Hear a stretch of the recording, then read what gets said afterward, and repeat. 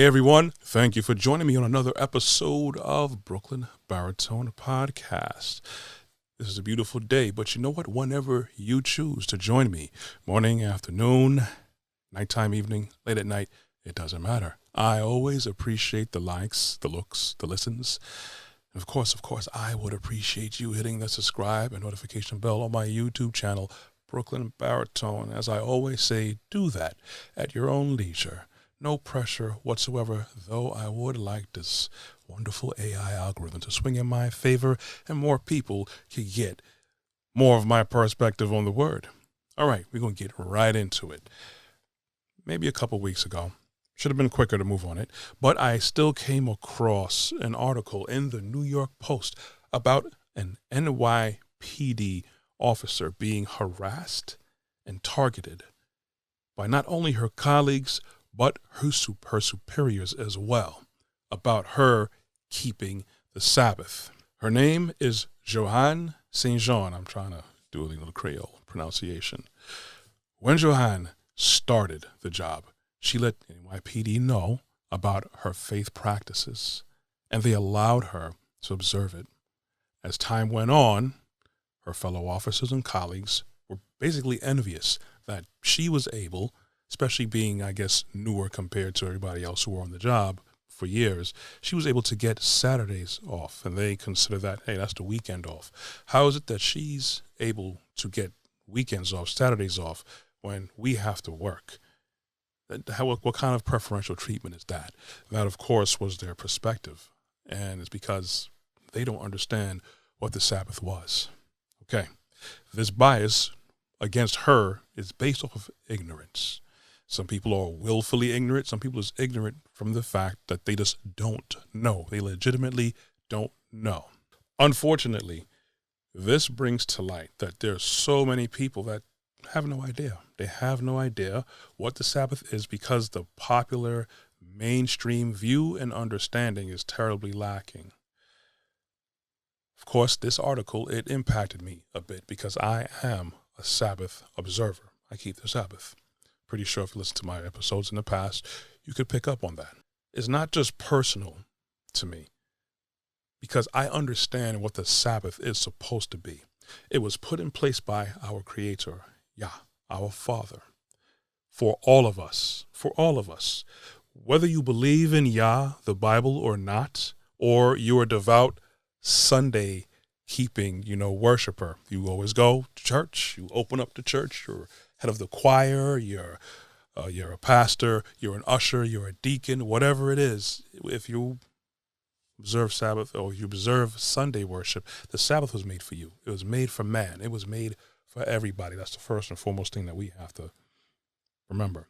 When I look online and I talk with people directly or I hear certain people make comments or share their opinions, I understand. I take it all in, and that's why I get a basic understanding and discernment of where people are and their understanding and their walk. I get it.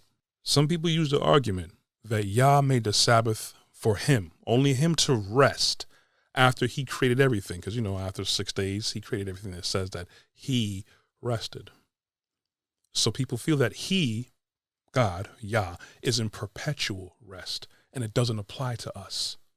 But it's clear throughout the whole book. When you open all 66 books of the Bible, the Word, from Genesis, the very first book, all the way to Revelation, the very last book, it's clear that the Sabbath is important to Yah and Yahusha, to Yeshua.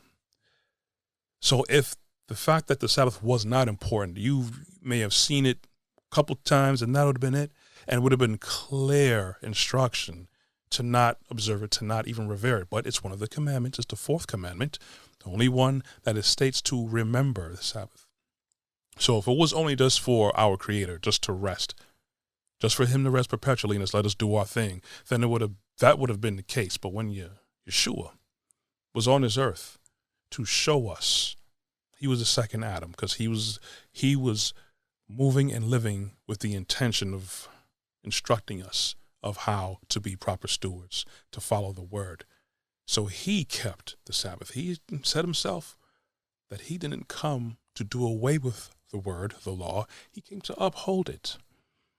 So if people think that it's only for, it's only for Old Testament stuff, then, they're terribly mistaken, or they're misconstruing what the word is. And if you know who the Father is, there's certain thing that you know what he says and what's important to him, what he holds holy, Kodesh. Going forward, other people use Paul. I think the majority of people usually use Paul, who either don't really revere the Sabbath, or they don't observe the Sabbath, or they don't really have any connection to it. Most people usually use the example of Paul. Paul said that you shouldn't have people condemn you for not observing Sabbaths and holy days and festivals and everything. So it's not just the seventh day Sabbath, but it's just different types of other Sabbaths too that the Israelites were instructed to follow. See, the problem was he was speaking to a people of that time that practiced a form of keeping up appearances. This is to the Colossians and other people of the world who were looking to pick up the faith, to follow Yah, God of Abraham, God of Moses, the one who created everything.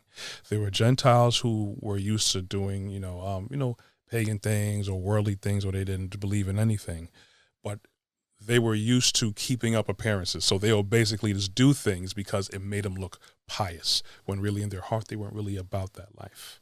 See, he didn't want the Gentiles to be turned away from the faith because of judgmental minds, as Yahusha never forced people. He met them where they were in life, and if they were genuine with their walk, they will eventually and willingly change their life on their own. A lot of people like saying, Jesus never judged, or only God can judge me. Or they say, well, Jesus said, come as you are. Yeah, he said, come as you are. He didn't say stay as you are. He never said stay as you are, because he understands that we were broken. He understands that we were misguided. He understands there's so much things that we just don't know out of our own ignorance. So he's here to instruct us. He's here to show us what we're supposed to be doing, how we're supposed to live. So many people, they unfortunately use that. They use it as a justification to say, well, he was around whores, he was around tax collectors, he was around thieves. Yeah, they didn't stay. The ones who were genuine about the walk, they didn't stay as thieves. Look at Mary Magdalene. She was basically whoring around. An adulterer. Did she stay as an adulterer? Did she keep cheating? Did she say, I accept you, Yeshua, I'll follow you in your ministry, I'll be one of your disciples, but I'm going to sleep around, once in a while with this cat over here because he is fine over here and he got money? No, he did not. He did not. Even people who had physical disabilities. Told the man who was a cripple, basically, laying in a mattress all over the place, take up your bed, walk. Told the man, he fixed his eyesight. You're blind now, you can see. Whatever it is, physical, spiritual, mental, emotional, whatever things that's broken on you, and you come to him and have faith in him, he will fix you. The main thing is spiritual growth. So if you're doing wrong, but you legitimately want to follow Yah, you want to follow the word, you want to please the Father, you want to improve yourself on the basis of life that Yah has laid out for us, you will change. The thing is, we want to change the word. We always want to change the word, but the word doesn't change for us. The word is solid. We always want to cherry pick. We want to take things out to make it appear that, no, this is the way because my ego is tied to how I want to live and how I want to think. So I would rather live like this, if you don't mind. No, we like to change the word to make it convenient for us. It's not meant to be convenient for us. It's convenient in the form of it being available to us. So whenever you're willing to actually change and grow, it's there for guidance. For the time being, we have full access to it. We have full access to other people who study this, so we can ask them. But the thing is, we have to adhere to the word, wholeheartedly, because if you study the word, you will get to understand what the differences are in life. Because there's people who could be really great teachers, but they may have certain things that they understand wrong. So you'll be able to know the word so you can discern if certain people are charlatans, if certain people, they need to learn a little bit more if they have a misunderstanding, or for yourself, if you have certain questions, what basis and foundation you should base your life on. The thing about it, again, is just ignorance. Because we have to remember, I don't want to carry on this too long, But the thing we have to remember, the Sunday worship, that's really from the Roman Catholic Church. Yes, Roman Catholic Church with Constantine, they changed it. They will say it. They have, I guess, websites and sources say they gave themselves the authority to change what Yah put in place. You understand what that means? That's arrogance. That's pride, basically. So since they were a world power, they've been a world, they still are a world power. They've been a world power for centuries, okay? And they've deeply affected and still affect politics, social things, economics. They affect all these things. So when you have the Roman Catholic Church, who's a world power, and then now you have these other churches now, Lutheran, Protestant, Methodist, Baptist, Episcopalian, Pentecostal, these are all children of the mother church. The mother church is the Roman Catholic Church, who changed everything to Sunday. Christians who were following Yeshua, Israelites who were following the word of God, they were never worshiping on Sunday. So when the Roman Catholic Church changed everything, all these other churches broke off from them. They were children churches.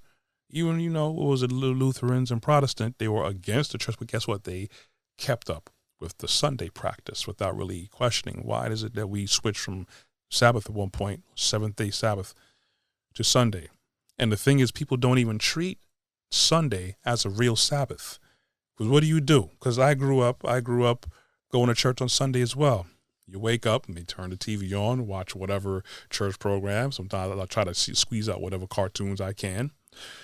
Get ready for church, go to church, say your hallelujahs, and guess what do you do after church? You come home and you live life as you were before. You may go to the mall, go watch a movie, go watch the game, go wash the car. Sunday is like almost an official car washing day. Saturdays too, for people who don't observe the Sabbath. But you go on about life, so you don't even treat the Sunday as a legitimate Sabbath. You don't rest from your regular way of life. You don't focus on family and the word. You don't focus on the Father. So you can't even say that, okay, we observe Sunday, but from Saturday evening to Sunday evening, we put away these things. You don't even know what the Sabbath is. So people who would come after, say people like Johan here, NYPD officer, is living in a culture of people who have no idea about what history really is. They don't even know the word. They may go to church, they'll go get their suit ready for Easter and everything, but they simply don't know. If you can, take the time just to learn about it. Read up on it. Read up on history.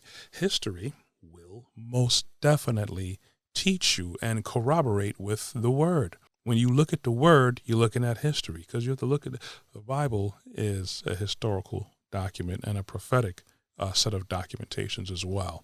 Because I always say it's a legitimate source where it drops names, places, events and places before it happened. This is prophecy. And you could actually take those names and those places and those events and go to other documentations, other sources outside of the Bible, and it lines up. It lines up.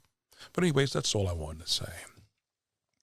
If you would like to look at more of my content, see if I can do this in a while. Look at more of my content. You could go to my website at brooklynbaritone.com. I also have merch. Check that out. Something there for everybody. If you want to see more of my video content and productions, go to my YouTube channel, Brooklyn Baritone. I'm also found on LinkedIn under Corey Ashley. You can find audio versions of these podcasts on Google Podcasts, Amazon Music, and Apple Music. And you can also find me on Facebook and Instagram. I air 4 times a week on local Brooklyn cable television, on Verizon, RCN, Optimum, and Spectrum on Tuesdays, and Thursdays, 12 a.m. and 2 p.m. Anyways, I want you guys to be blessed. Think about what I said. Walk good. I'm out. Take care.